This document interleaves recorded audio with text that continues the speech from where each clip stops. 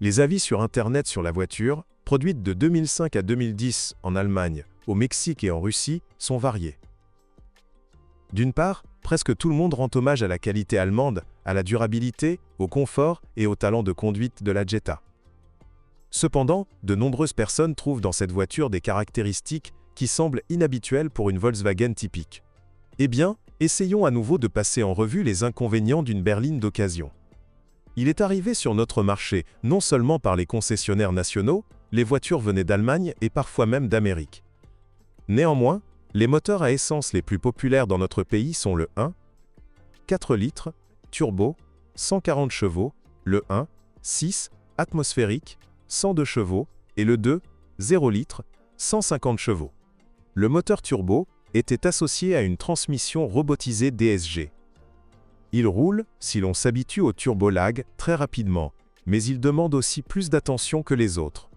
Le moteur 1.6 est ce qu'on appelle cocher l'immortel. Un moteur sans prétention et fiable, qui ne vaut la peine d'être abandonné que, grâce à sa dynamique ennuyeuse et à sa consommation de carburant importante, jusqu'à 12 litres, en ville. Une transmission manuelle ou automatique était proposée avec. Son point faible a le galet tendeur de courroie de distribution hurlant après 70 000 à 80 000 km. Cependant, le remplacement de cette pièce ne nécessite pas des millions d'investissements. Le plus dynamique de ce trio est le bloc 2, 0 litres. Il possède presque tous les talents de ses collègues en termes de fiabilité, et, de plus, il lui manque un atout aussi douteux que DSG.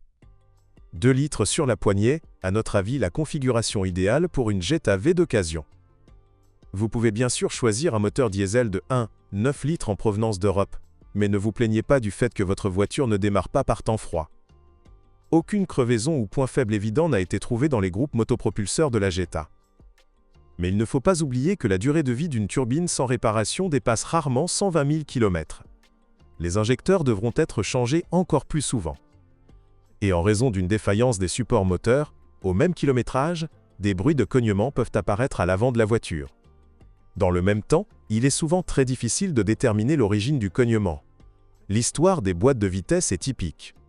Pas un mot de plus sur DSG, sur le marché secondaire, nous restons à L écart. Les transmissions manuelles à 5 et 6 vitesses sont tout à fait fonctionnelles, même si certaines personnes oublient de changer l'huile de transmission tous les 60 000 à 70 000 km. L'automatique à 6 rapports n'est pas non plus capricieuse en cas d'entretien régulier. Certes, nous ne recommandons pas de démarrer une voiture avec une transmission automatique avec boîte d'essieu, ou de traîner le GMC du voisin en panne sur un câble depuis la Dacia.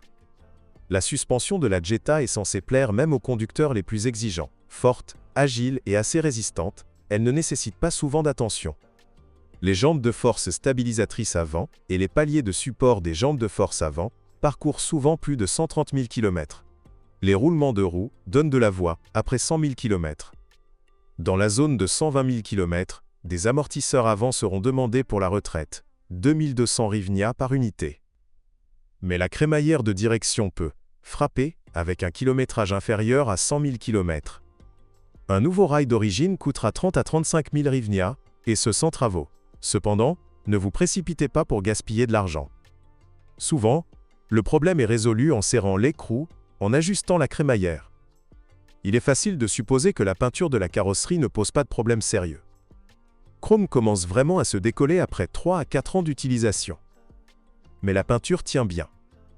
Il y a aussi une nuance. En hiver, la glace et la neige fondue, écoulant avec l'eau dans les égouts, forment un bouchon de glace entre le montant, l'aile et la porte. Lors de l'ouverture de la porte, il heurte le bouchon de glace, ce qui peut le déformer. Pour éviter un tel malheur, un drainage est nécessaire. Il était presque impossible de trouver des points faibles à l'intérieur d'une Jetta neuve, mais dans une Jetta d'occasion, elle peut, comme on dit, grincer.